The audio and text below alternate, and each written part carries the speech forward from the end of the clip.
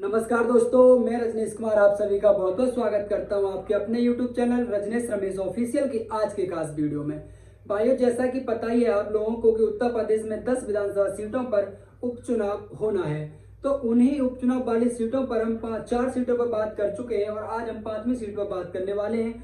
5वीं सीट है हमारी जिला अम्बेडकर नगर के अंतर्गत आने वाली विधानसभा क्षेत्र कटहरी के बारे में, क्योंकि यहाँ से समाजवादी पार्टी के जो प्रत्याशी थे लालजी वर्मा अम्बेडकर नगर लोकसभा चुनाव जीत गए हैं और वही कटहरी विधानसभा से विधायक भी थे, तो उनको उनके सांसद बनने के बाद ये सीट खाली हो गई है।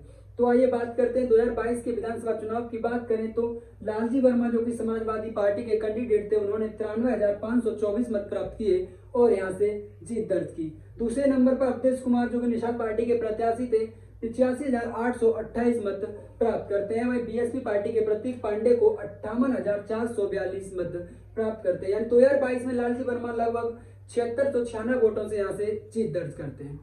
अब बात करूं मैं 2024 लोकसभा चुनाव की, तो लोकसभा चुनाव 2024 में कटहरी विधानसभा से जो समाजवादी पार्टी के प्रत्याशी थे उन्हें मत मिले 1,07,890। वहीं बीजेपी पार्टी से जो प्रत्याशी थे उन्हें मत मिले 93,900। यानी मैं ये कहूं कि 17,072 वोटों से यहाँ समाजवादी पार्टी को बढ़त मिली, या मैं ये कह दूं कि 2024 में भी कटहरी विधानसभा समाजवादी पार्टी ने 17,000 वोटों से जीत ली है। लोकसभा चुनाव के अंतर्गत अब यहाँ विधानसभा में उपचुनाव होना है विधानसभा क्षेत्र कटहरी पर। तो समाजवादी पार्टी का और बीएसपी पार्टी के बीच विधानसभा क्षेत्र कटहरी में पहले जंग देखने को मिला करती थी। चुनावी जंग जो थी वो विधानसभा क्षेत्र कटहरी पर बीएसपी और समाजवादी पार्टी के बीच हुआ करती थी, क्योंकि बीजेपी पार्टी की मैं बात करूं विधानसभा क्षेत्र कटहरी से, तो 1991 में लास्ट बार यहाँ से भारतीय जनता पार्टी ने जीत दर्ज की है। वहीं बात करूं बीएसपी पार्टी की, तो बीएसपी पार्टी विधानसभा क्षेत्र कटहरी पर 5 बार जीत दर्ज कर चुकी है और वहीं समाजवादी पार्टी 2 बार यहां से जीत चुकी है। लालजी वर्मा जो कि पहले बीएसपी पार्टी में थे, बीएसपी पार्टी को छोड़कर ही समाजवादी पार्टी में आए हैं, तो ये यहाँ इस विधानसभा क्षेत्र से बहुत ही अनुभव रखते हैं और ये समाजवादी पार्टी से ही विधायक रह चुके हैं। वहीं बीएसपी पार्टी से भी विधानसभा क्षेत्र कटहरी से विधायक रह चुके हैं। अब ये अम्बेडकर नगर लोकसभा क्षेत्र से समाजवादी पार्टी के सांसद बन गए हैं, तो इसके चलते ये सीट खाली हुई है। अब मैं बात करूं कि लालजी वर्मा का इस सीट पर बहुत ही दबदबा था, उनकी ये बहुत ही पसंदीदा सीट थी, उन्होंने यहाँ बहुत काम किया, यहाँ के वो लोकप्रिय नेता थे।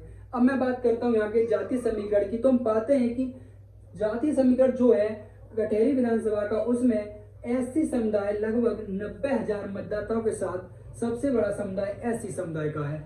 वहीं दूसरा समुदाय जो है वो मुस्लिम समुदाय के लगभग 50,000 मतदाता लोग विधानसभा क्षेत्र कटहरी के अंतर्गत आते हैं। ब्राह्मण 45,000, कुर्मी 40,000, यादव 30,000, निषाद 20,000, ठाकुर 20,000, राजभर 20,000 और अन्य की संख्या भी लगभग 50,000 के आसपास है। ये इस सीट का जातीय समीकरण है।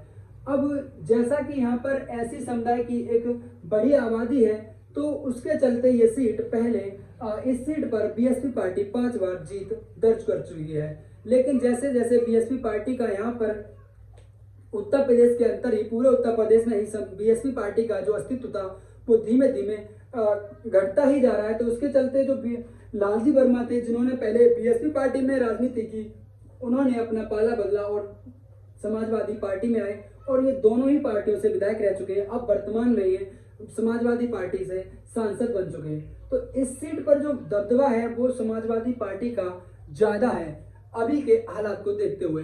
ये सीट अभी समाजवादी पार्टी के लिए सेफ सीट है, क्योंकि एक तो बहुत बड़े नेता हैं इस क्षेत्र के लालजी वर्मा, और इनका जो एससी समुदाय में, मुस्लिम समुदाय में, कुर्मी समुदाय, यादव समुदाय में बहुत अच्छा रसूख है, यानी इनका एक अच्छी इन समुदाय के अंदर पैठ है।